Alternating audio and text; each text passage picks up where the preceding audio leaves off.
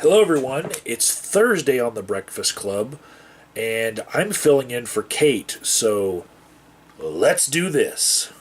And that's actually the only time in this video that I'm going to refer to Bionic Dance, even though in this video later on I'm going to talk about people who use avatars.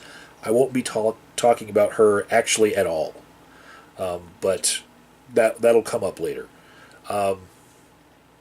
No drama, no names. So, I know this is like an open topic week on the Breakfast Club, and I think that Paul might have picked me because I have a lot of political experience, and he might have been wanting me to talk about politics because a week ago Nathan talked about the debate, and then 2 days ago, Paul talked about third-party voters, and yeah, I'm not going to go with that. I'm actually going to be responding to Kazoom in a way, and kind of Josh from 3 days ago, and Nathan from yesterday. But like the themes that they're on, and kind of talking about the community that we're in. Here on YouTube. And I don't know where I'm going to start. And I'm glad that this is a ramble channel. And I don't have to put that much production polish into it. But let me start with NASA.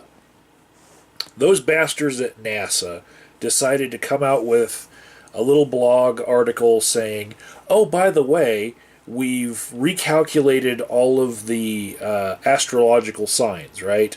And so whatever you thought you were before, you're not that anymore. And we've actually added a third astrological sign into the zodiac. Sorry, a 13th, right? So this 13th sign, no one's ever had it before, but some people are just like stuck with it now, right? That is if you were into astrology.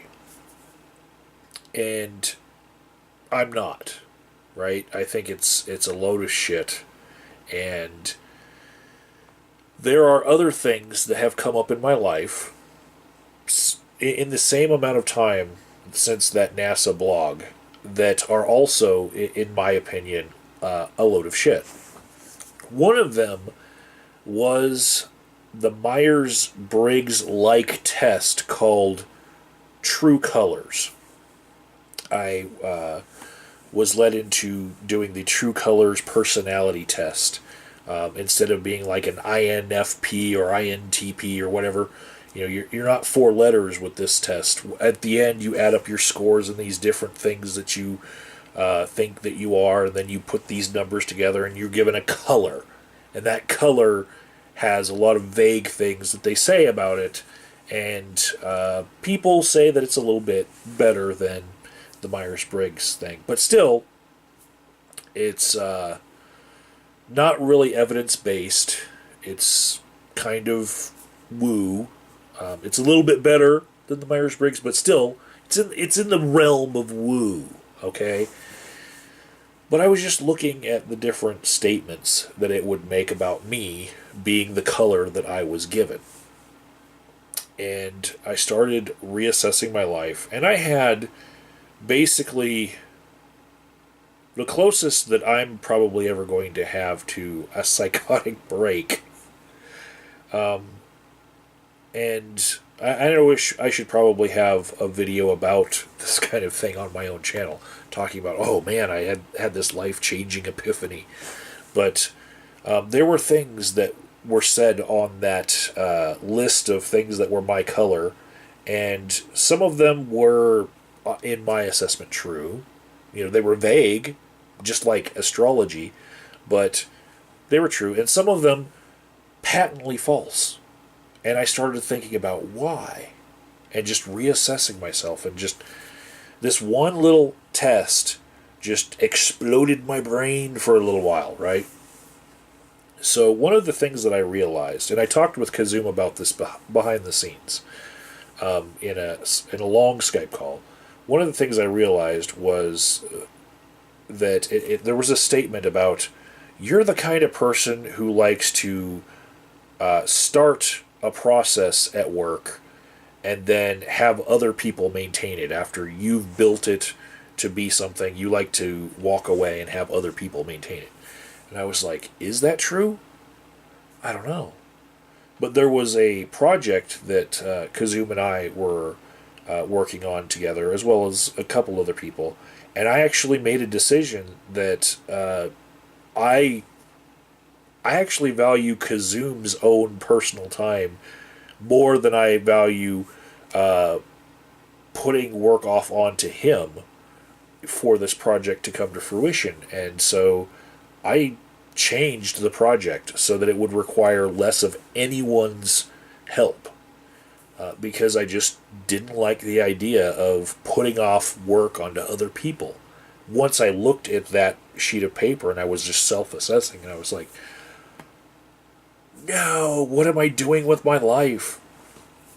So, in that same vein, and this is the point of the video that I set out to make here. In that same vein, I've been reassessing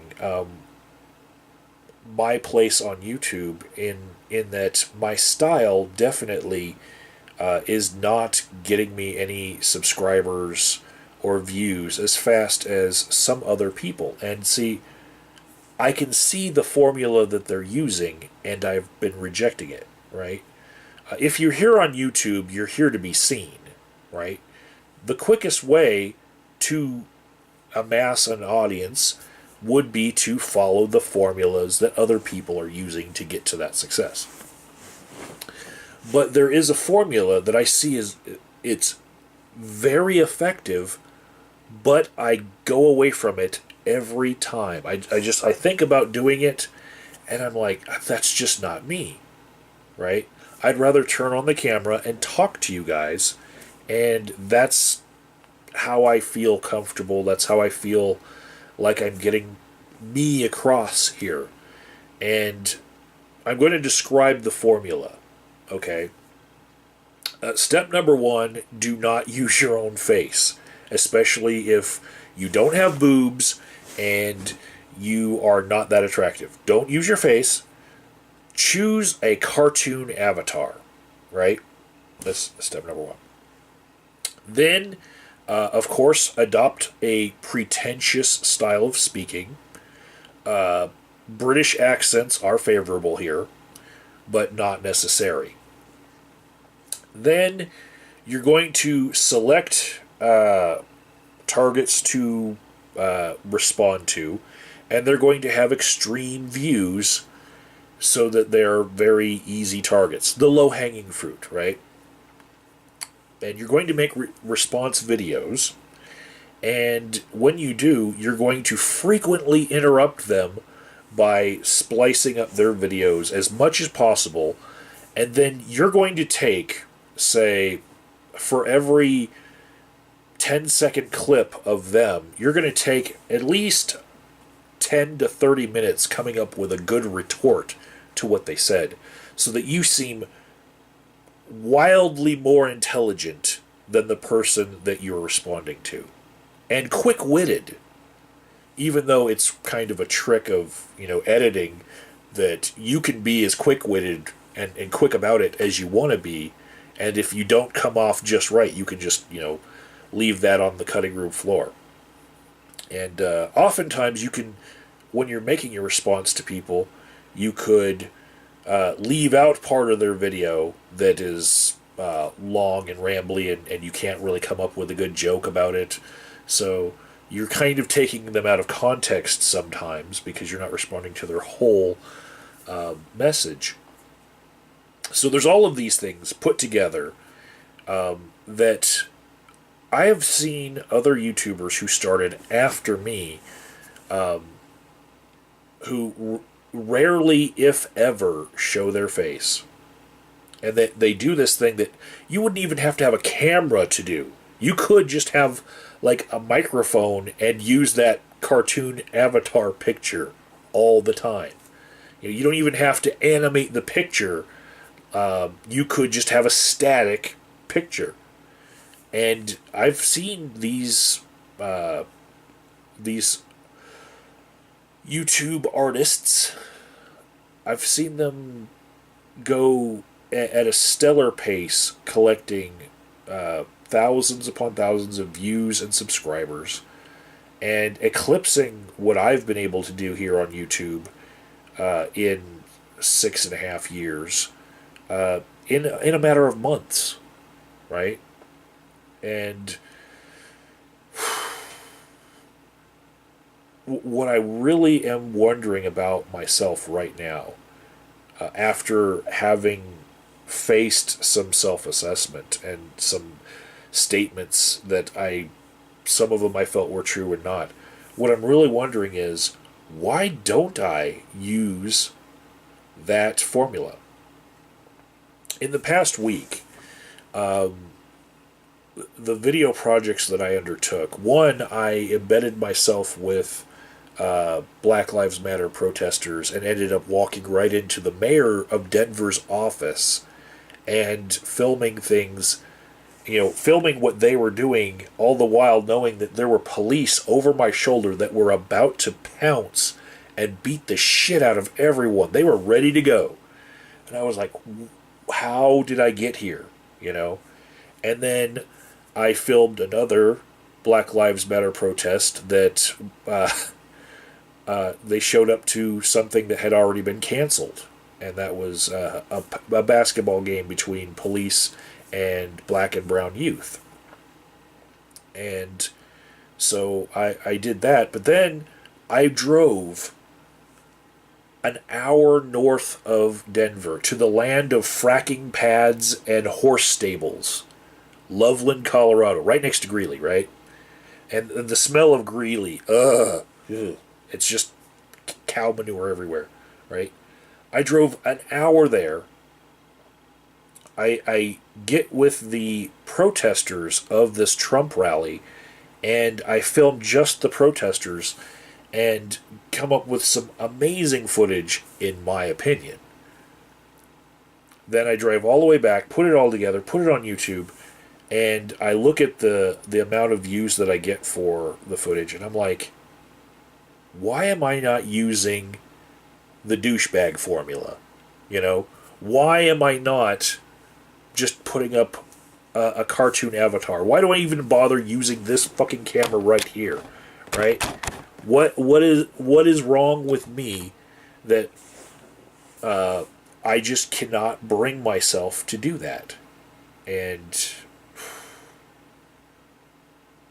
yeah, I don't know what it says about me. I'm going to keep thinking about that. If you guys have an idea of the formula that I'm speaking about, I think it might be helpful in the comments below if you would make another observation about those people using the formula. Because I probably didn't describe every little facet of it, but that might help me work through what it is that I just don't like about what they're doing.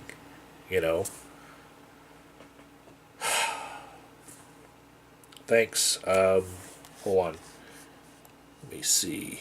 It's the Breakfast Club, so tomorrow he quit. So Josh will be on Saturday. I don't know who'll be on Friday. Paul will figure that out. So, hand off to Josh.